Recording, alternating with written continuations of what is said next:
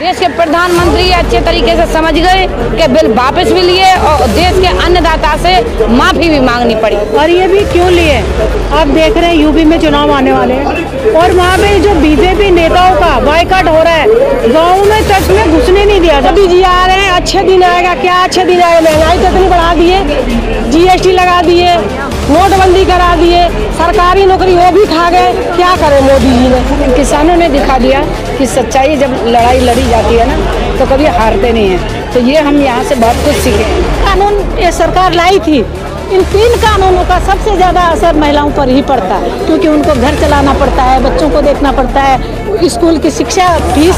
अगर ये सरकार टाइम से इन बिल को वापस कर लेती तो जो आज हमारे बीच से जो 700 किसानों की शहादत हुई है, जो उनके परिवार एक बच्चा, तो जो लोगों का भ्रम था कि आंदोलन करने से कुछ नहीं होता, ये लोगों का भ्रम टूट जाना चाहिए और टूट गया है। क्योंकि आगे भी पहले मोदी जी बहुत सारी घोषणाएं कर चुके हैं, हम ये कर देंगे, लाखों करोड़ों युवाओं को रोजगार दे देंगे, महिलाओं को शिक्षा प्रदान कर देंगे, 15-15 लाख अकाउंट में। और अब मालूम पड़ गया मोदी जी को ना कि हराम का नहीं है, मेहनत से कमाई है। और ये आज एक किसान आंदोलन एक ऐतिहासिक जीत लेकर के घर वापस जा रहा है। किसानों का शुरू से नारा था कानून वापसी तो घर वापसी। आज उनकी जो एक ख्वाहिश थी वो पूरी हुई है और ये एक ऐतिहासिक जीत हासिल करके वो घर वापस जा रहे हैं। और जो लोगों का भ्रम था कि आंदोलन करने से कुछ नहीं होता, ये लोगों का भ्रम टूट जाना चाहिए और टूट गया है कि आंदोलन ही जनता का एक हथियार है।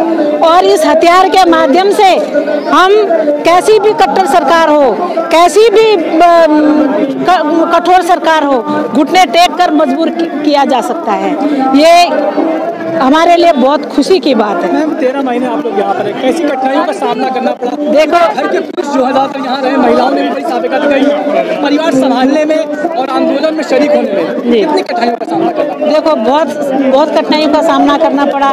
जो यहाँ कैंपों में मौजूद थे, उन्होंने गर्मी की लू झेली और कड़कती सर्दियों में शीतलहरों का सामना किया, बारिश का सामना किया, बरसात में छतें टपकती थी, नीचे बिस्तर भीग जाते थे।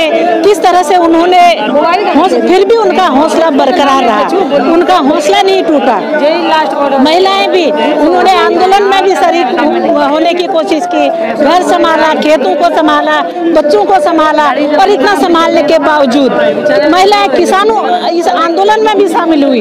यहाँ धरना स्थल पर भी वो मौजूद रही और यहाँ धरना स्थलों में जो कैंप लग रहे थे, जो रसोइयाँ लग रही थी, लंगर लग रहे थे, उनमें भी उन्होंने पूरी भागीदारी निभाई।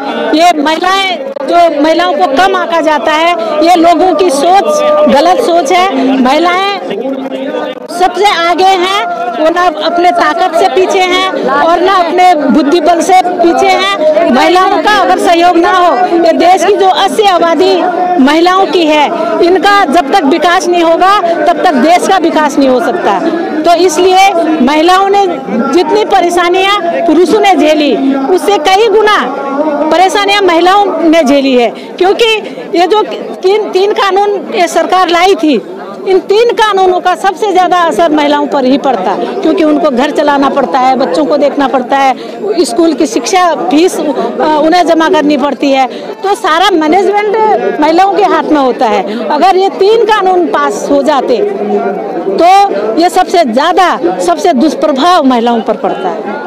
घर वापसी हो रही है, कैसा लग रहा है?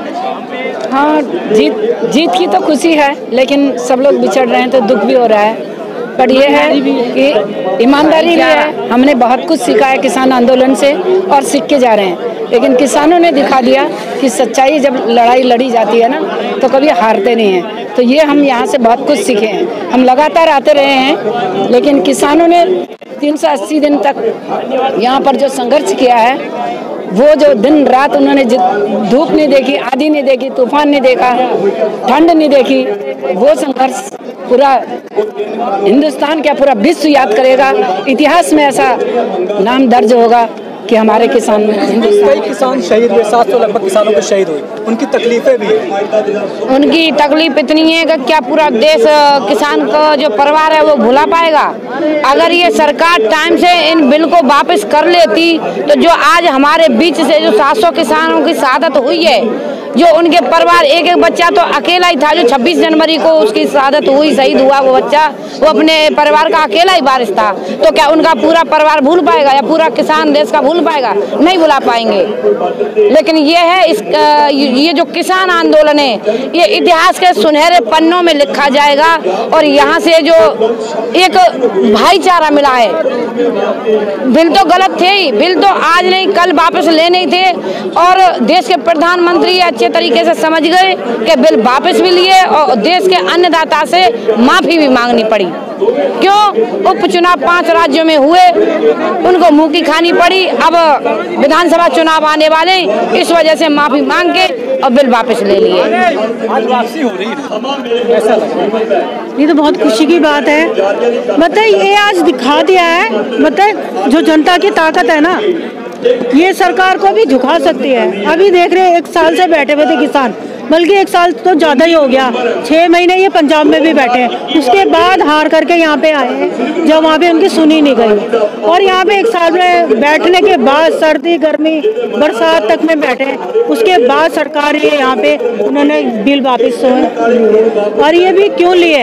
आप देख रहे हैं यूपी में चुनाव आने वाले हैं और वहाँ पे जो बीजेपी नेताओं का बायकॉट हो रहा है, गाँव में तक में घुसने नहीं दिया जा रहा है इनको।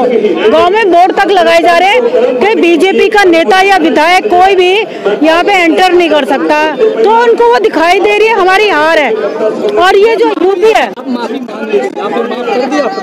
नहीं वो तो देखिए, वो तो आने वाले वक्त में पता चलेगा, क्योंकि आगे भी पहले मोदी जी बहुत सारी घोषणाएं कर चुके हैं। हम ये कर देंगे, लाखों करोड़ों युवाओं को रोजगार दे देंगे, महिलाओं को सुरक्षा प्रदान कर देंगे, 15-15 लाख अकाउंट में आ जाएगा हर लोगों के। आया क्या? काला धन वापस ले आएंगे, आया क्या? तो इसलिए ये तो वक्त बताएगा। घर वापसी हो रहे, खुशी तो बहुत हो रहा है कि हम घर वापस जा रहे हैं, पर उससे ज़्यादा दुख हो रहा है कि जो भाईचारा है हमारे, जो मोदी जी ने बोलते हैं जाति बिरादर नीच कुछ हिंदू मुसलमान के जो लड़ाई उन्हें बोले थे, पाकिस्तान से आ रहे सामान वहाँ बॉर्डर पे पाकिस्तान के हराम के बैठे हराम के खा रहे हैं, और अब मालूम पड़ गया मोदी जी को ना कि हराम के नहीं है, मेहनत के कमाई है। और ये बेचारे जो थे पंजाबी लोग, इन लोगों ने झेल लिया इतना, अब दुख तो हो ही रहा भैया, पर हम लोग अपने भाईचारा के लेके जा रहे हैं यहाँ से और बहुत खुशी हो रही है कि हम लोग भाई भाई सब मिल गए। अभी तो अंगड़ाई आगे बहुत लड़ाई है, आगे संघर्ष जारी रहेगा। अभी रैली है लखनऊ का, वहाँ पर भी कल की और है रैली। चुनाव तो है, पर महिलाओं का रुख क्या है इस बार चुनाव? बहुत कर्रा रूप है, बहुत कर्रा रूप है, क्योंकि कुछ नहीं मिला। बोलते नहीं कि मोदी जी आ रहे हैं, अच्छे दिन आएगा, क्या अच्छे दिन आएगा? महंगाई तो इतनी बढ़ा दिए, GST लगा दिए, नोटबंदी करा दिए, सरकारी नौकरी वो भी खा गए। क्या करे मोदी जी ने? कहते हैं बड़ा खुशहाल है प्रदेश। कहाँ से खुशहाल है? नहीं कोई रोजी रोजगार है, नहीं कुछ भी है। आगरा में तो कुछ है ही नहीं रोजी रोजगार, भूखे मर रहे आदमी। जो फैक्ट्रियाँ है, फैक्ट्री बन गए, हम तो कह रहे हैं रोजी रोजगार तो सबसे बड़ा रोजी रोजगार। कोई खुशहाल नहीं है, मोदी जी से कोई खुशहाल नहीं है। और जो अब जो सरकार आए, अच्छा सरकार हो, उसी का हम वोट देंगे, बाकी नहीं। कोई सरकार, मोदी की सरकार भी बिल्कुल ये है, कुछ नहीं।